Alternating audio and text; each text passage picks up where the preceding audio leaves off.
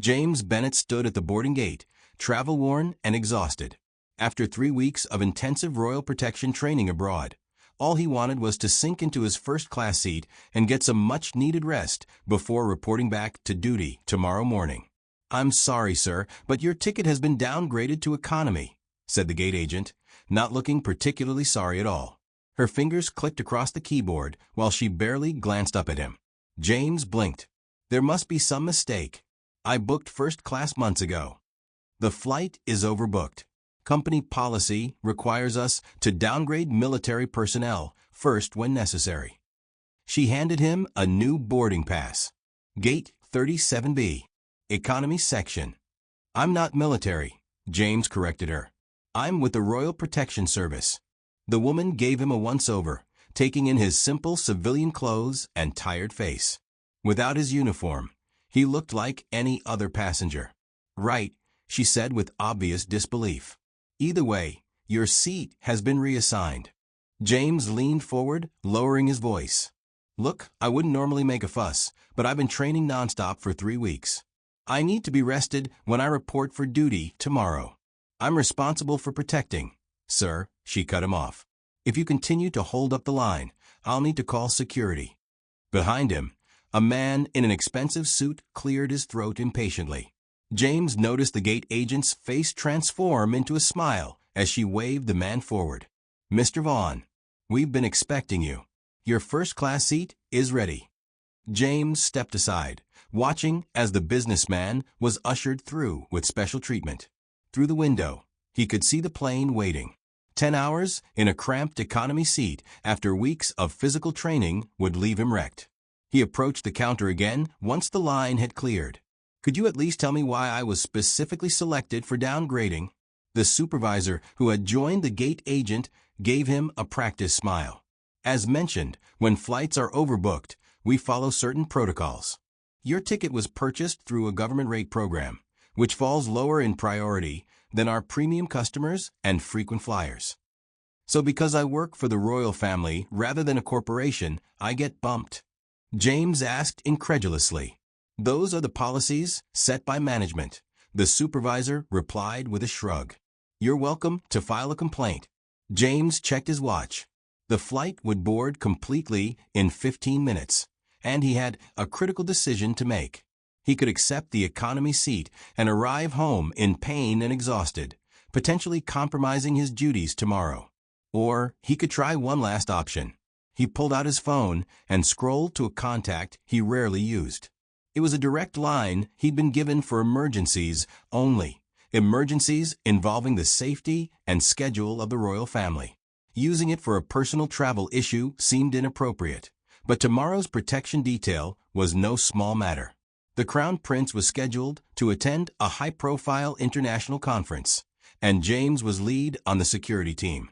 His finger hovered over the call button as an announcement blared overhead. "Final boarding call for Flight 237 to London Heathrow." The gate agent gave him an impatient look. "Sir, you need to board now, or we'll reassign your economy seat as well."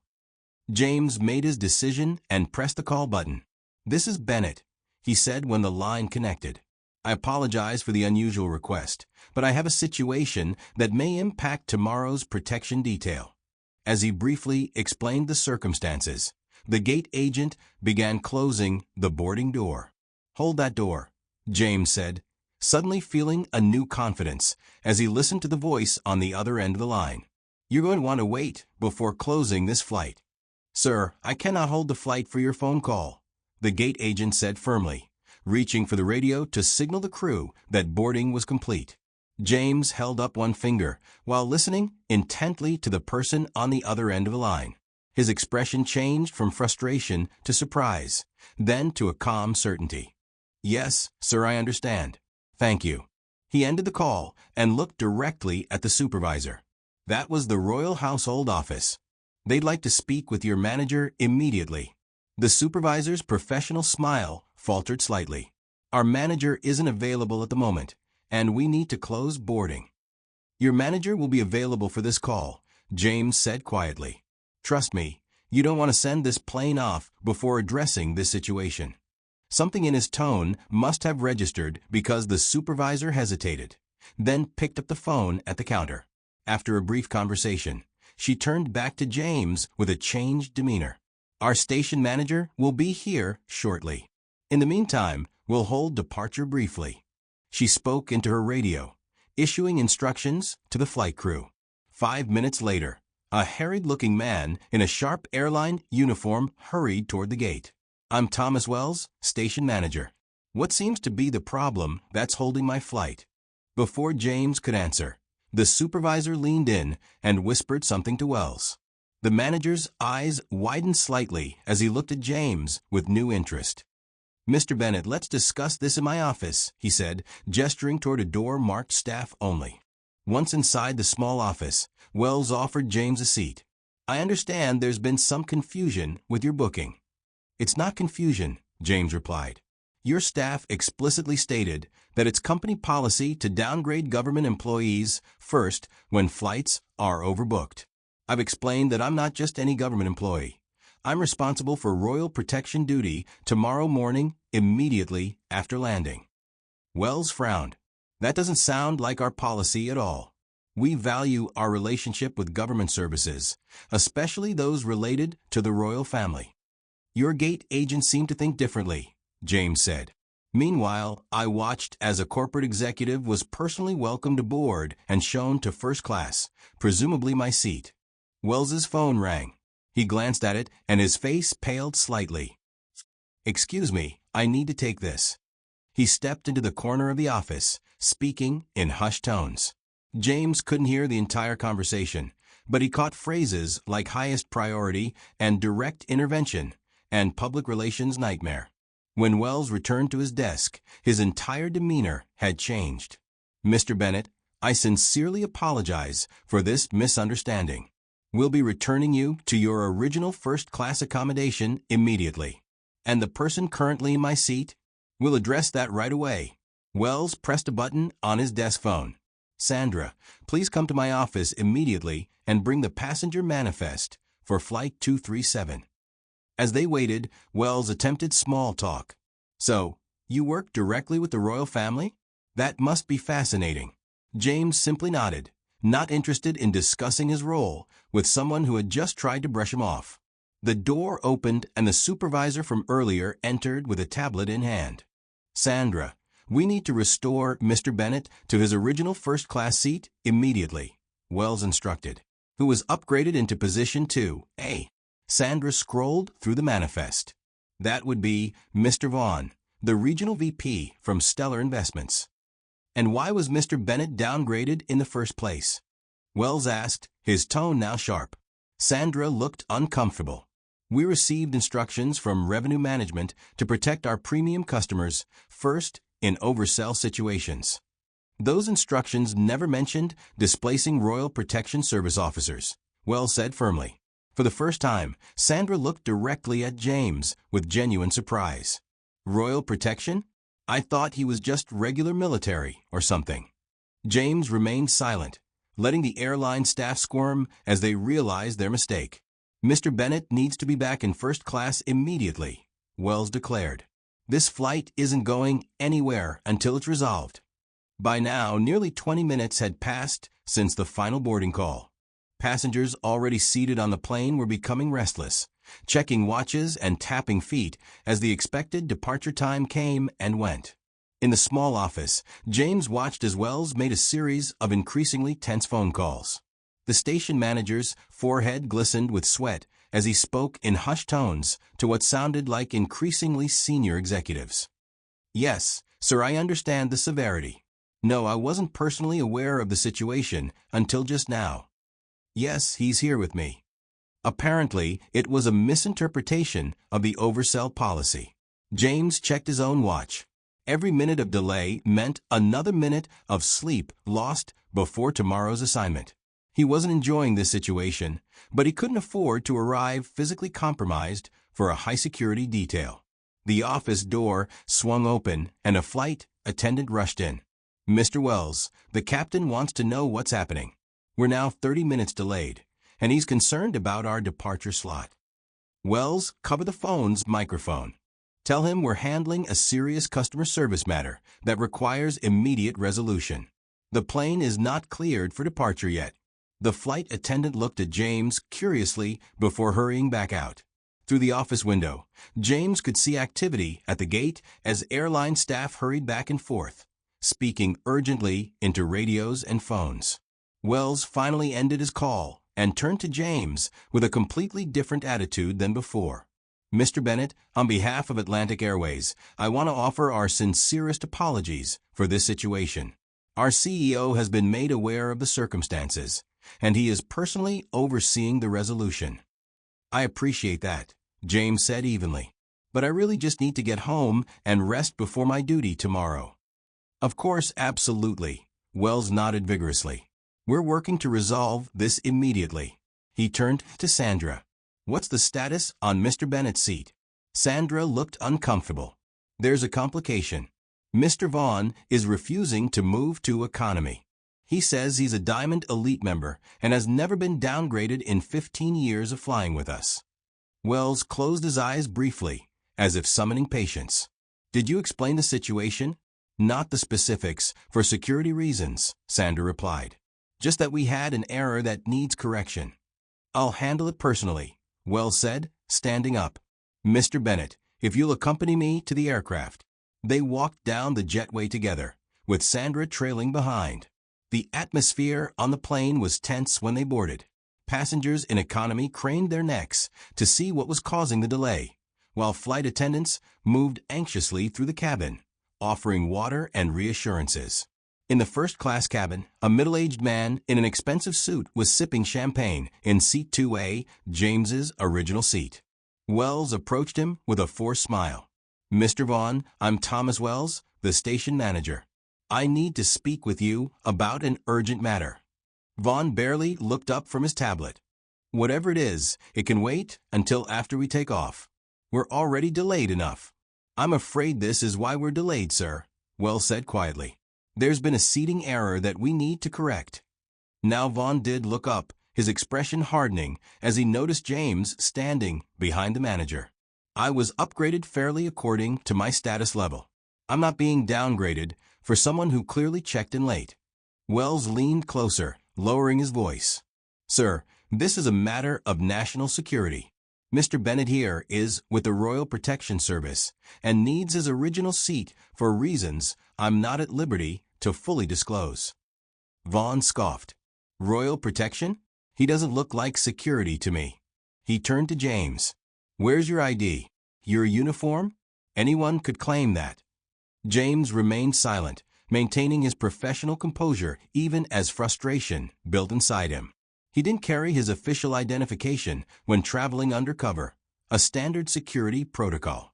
A phone rang. This time it was the satellite phone in the cockpit. The captain emerged, looking concerned as a flight attendant pointed toward their group. Gentlemen, the captain said firmly. Whatever the situation is, it needs to be resolved immediately. We've lost our departure slot, and we're now affecting the entire airport schedule. Captain, Wells said, his voice strained but professional. We're dealing with a situation that has implications beyond our regular protocols. We have 237 passengers and a flight crew with strict duty time limitations, the captain replied, clearly frustrated. Whatever the issue is, make a decision now. Wells's phone rang again. He checked the screen and his eyes widened. I need to take this. He stepped aside, leaving James and the captain in an uncomfortable standoff with Vaughn, who continued to look smugly comfortable in his stolen seat. James could hear Wells's side of the conversation. Yes, sir. Yes, the CEO himself. I understand. Are you certain? That seems quite extreme, but I'll relay the message.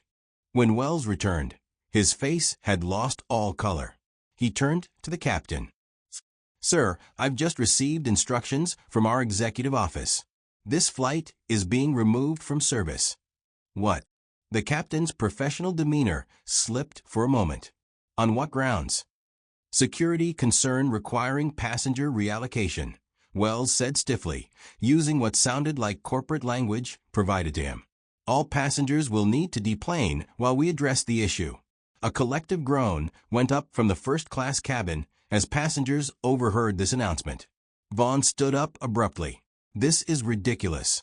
You can't delay an entire international flight over a seating dispute."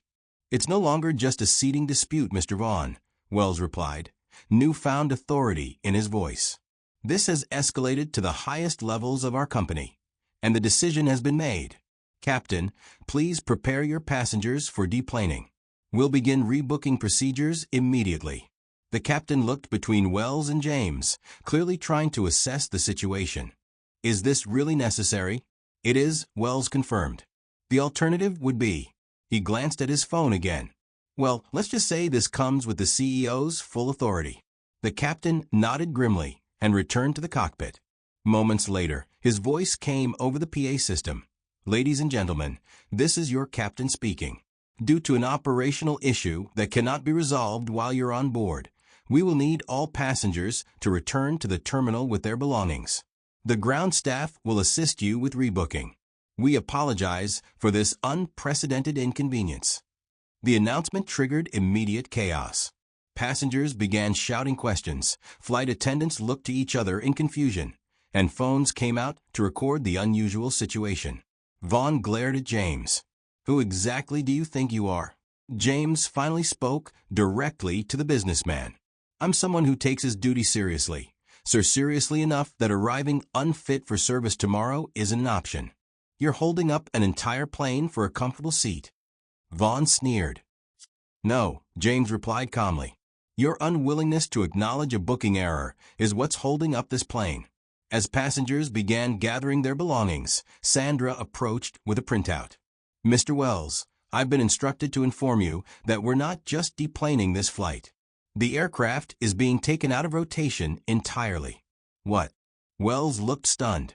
"That's going to affect at least 3 more flights today." Sandra nodded grimly. "Operations is already working on replacement aircraft, but it's going to cause significant disruption throughout the network." Wells looked at James with new respect and trepidation. "Whoever you called has extraordinary influence." James didn't respond. He hadn't expected this level of response either. The Royal Household Office apparently took the readiness of their protection staff very seriously. As they exited the aircraft, Wells guided James toward the airline's exclusive lounge. "You'll wait here while we prepare a new aircraft.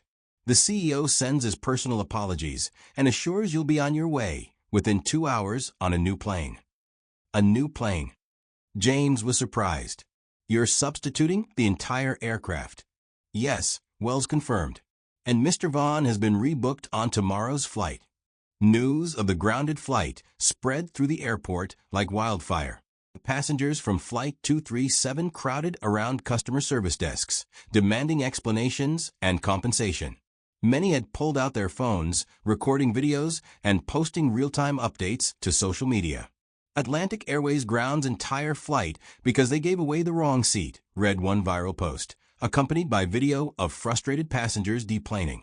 Inside the exclusive airline lounge, James sat with a complimentary tea, trying to process what had just happened.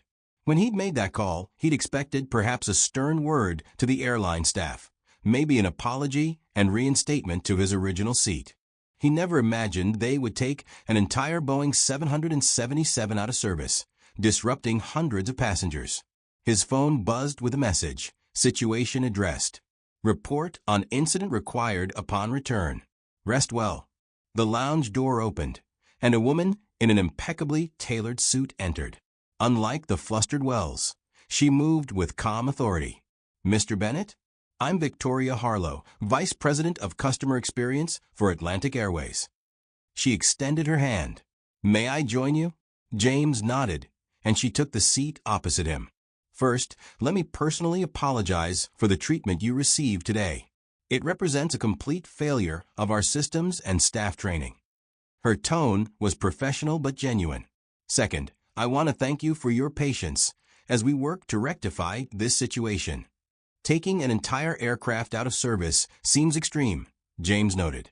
Victoria smiled thinly. "The aircraft isn't actually the issue. We could have simply removed Mr. Vaughn and restored you to your seat."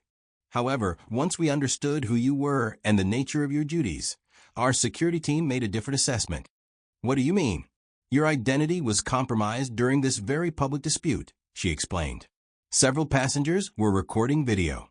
If you are indeed responsible for royal protection duties tomorrow, our security protocols required us to create a completely new travel arrangement for you. James hadn't considered that angle. His role typically required anonymity. We're preparing a smaller executive jet for you now, Victoria continued. You'll be the only passenger, with a crew that's been security vetted by our team. You'll arrive actually earlier than your original flight would have. Outside the lounge windows, James could see the large crowd of displaced passengers. And everyone else? Being rebooked as we speak with appropriate compensation, Victoria assured him. Mr. Vaughn has been informed that his Diamond Elite status is under review for his behavior today.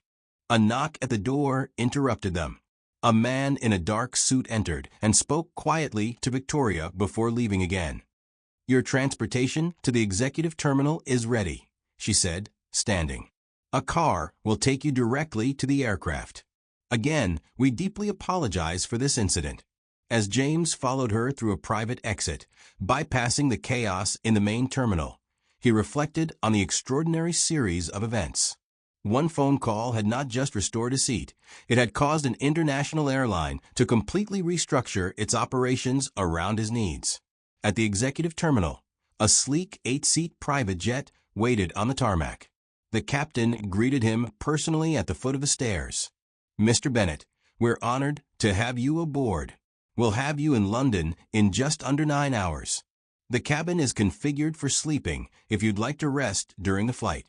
As James settled into the luxurious cabin, alone except for the attentive cabin attendant, he couldn't help but think about how a simple request for his rightful seat had escalated so dramatically.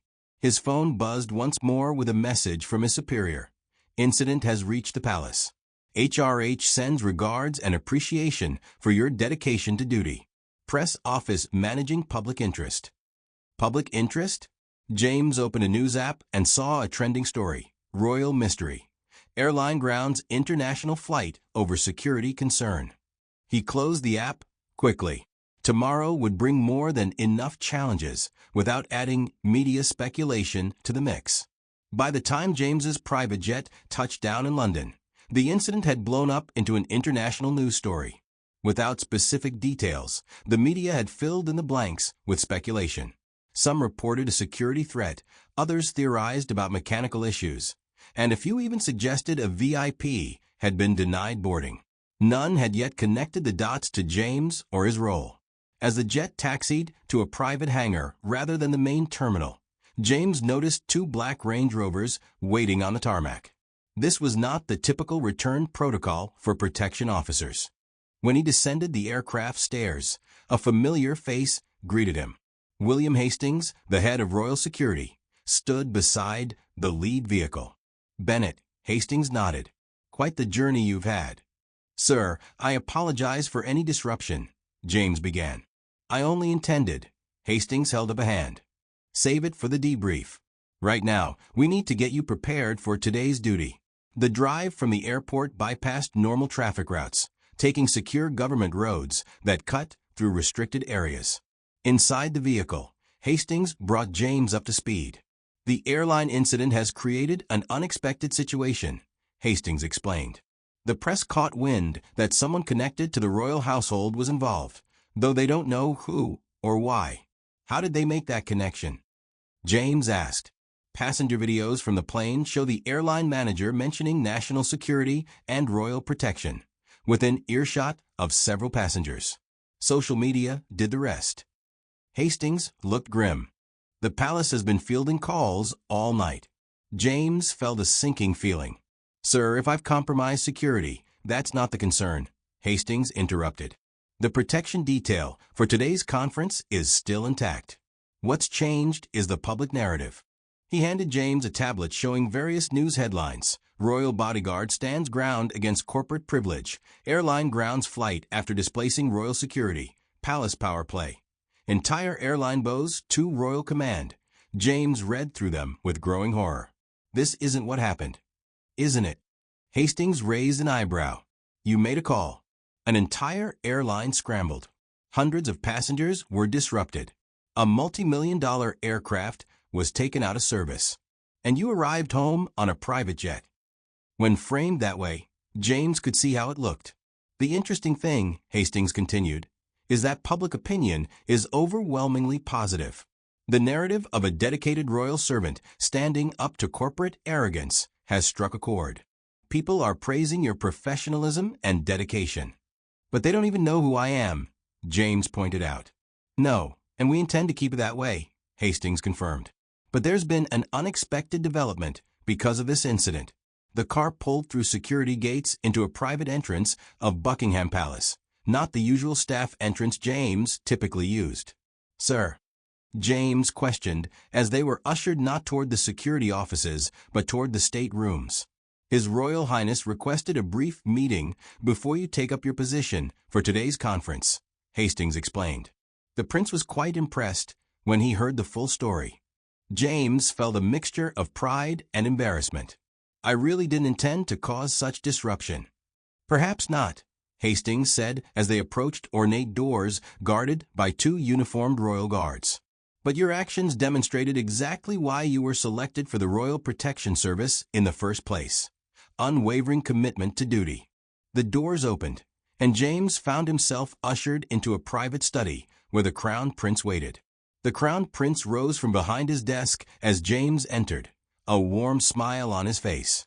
Behind him, floor-to-ceiling windows overlooked the palace gardens, bathed in early morning light. Officer Bennet, the prince said, extending his hand. I understand you've had quite an eventful journey home. James bowed slightly before accepting the handshake. Your Royal Highness, I apologize for any disruption my actions may have caused. The prince waved away the apology. No need for that. Please have a seat. He gestured to a chair across from his desk, then sat down himself. William has briefed me on the full situation. James sat uncomfortably, acutely aware that this level of direct interaction with the royal family was unusual for someone of his rank. I've reviewed the preliminary report, the prince continued, picking up a folder from his desk. What interests me most is not that you stood your ground, but why. Sir, you specifically cited your fitness for duty as the primary concern, the prince noted. Not personal comfort or privilege. That distinction matters greatly to me. James nodded. My responsibility is to be at my best when on duty, Your Royal Highness. I couldn't compromise that. Indeed. The prince smiled. That sense of duty extends throughout my family's history. Those who serve the crown have always understood that their personal needs come second to their responsibilities. He opened the folder and reviewed its contents briefly before continuing. The airline has issued a formal apology to the palace and announced an internal review of their policies regarding government and security personnel. They've also extended compensation to all affected passengers. The prince looked up from the papers. Quite the ripple effect from one phone call. I never intended, James began. Of course not, the prince interrupted gently. But sometimes standing firm on principle creates change beyond what we anticipate. A knock at the door preceded Hastings's return. Your Royal Highness, the convoy is prepared for departure to the conference. The prince nodded and stood. Thank you, William. He turned back to James.